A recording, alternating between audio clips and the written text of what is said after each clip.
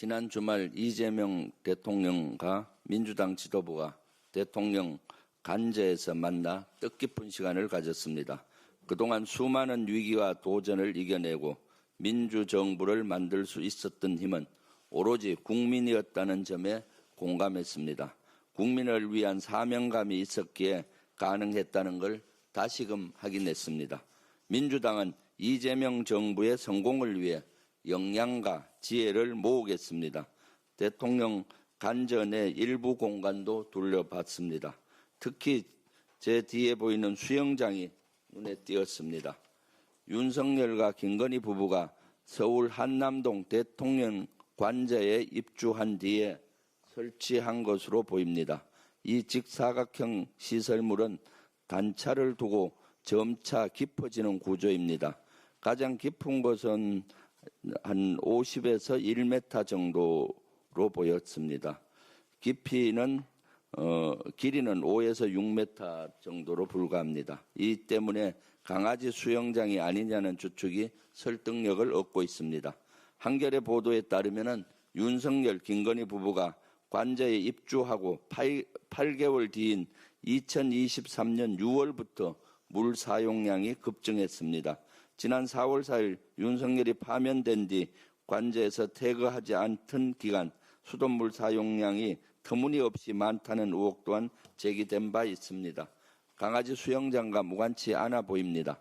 윤석열, 김건희 부부는 재임 당시 강아지와 고양이를 여러 마리 키운 것으로 알려졌습니다.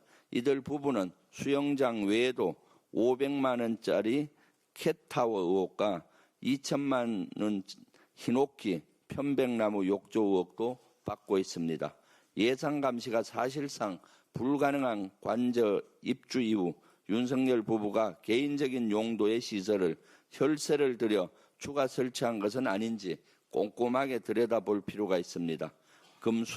금술잔의 아름다운 술은 천백성의 피라고 했습니다. 윤석열 부부가 뒤늦게라도 명심하기 바랍니다. 어제 한겨레 보도에 따르면 서울시가 극우단체 리틀 스쿨이 주관한 행사에 1,520만 원, 리박스쿨이 주관한 행사에 1,520만 원을 지원한 것으로 드러났습니다. 특히 해당 행사에서는 일본의 식민 지배는 이미 정부 간 협약으로 정리된 얘기라 하거나 한국은 식민지 시기에 이룬 발전이 많다는 등 식민지 근대화론에 기반한 주장이 쏟아진 것으로 알려졌습니다. 리박스쿨은 자송군, 일명 자유손가락 군대라고 하는 댓글팀을 운영하며 여론을 조작한 의혹을 받은 단체입니다. 이런 곳에 우리의 혈세가 투입된 겁니다. 서울시는 모로세로 일관하고 있습니다. 지원단체가 1년에 100개 가까이 되기 때문에 몰랐다는 겁니다. 하지만 서울시의 지원을 받은 단체들은 행사 개최 20일 안에 참석 단체 현황과 사진, 행사 세부 내용을 담은 행사 결과 보고서를 제출하도록 되어 있습니다.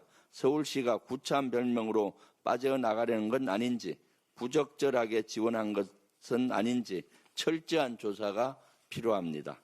끝으로 우리 헌법 84조에 명시된 대통령 불소추 특권에 대해 말씀드리겠습니다. 이 특권은 국가기관인 대통령의 헌정수행 기능을 보장하는 안전장치입니다. 개인에게 주는 특혜가 아닙니다. 우리 헌법은 불소추 특권을 따로 마련할 만큼 대통령이 짊어진 국정의 무게가 무겁다는 얘기입니다. 형사사건에서 기소와 재판, 즉 소추는 한 몸이라는 게 법조계의 중론입니다. 지금 형사소송법 개정안이 국회 본회의에 올라가 있습니다. 헌법상 불소추 특권과 실제 재판 운용 사이의 충돌을 미연에 방지하기 위한 확인적 입법입니다. 개인의 특혜를 위한 입법이 절대 아닙니다. 대통령이 취임 이전에 재판 중인 사건이나 재임 중 고발 사건에 사사건건 휘말리면 국정 운영을 제대로 할 수 있겠습니까? 국민의힘은 들으십시오. 대통령 당선은 국정 운영에 전념하라는 국민의 선택이자 국민의 명령입니다. 이상입니다.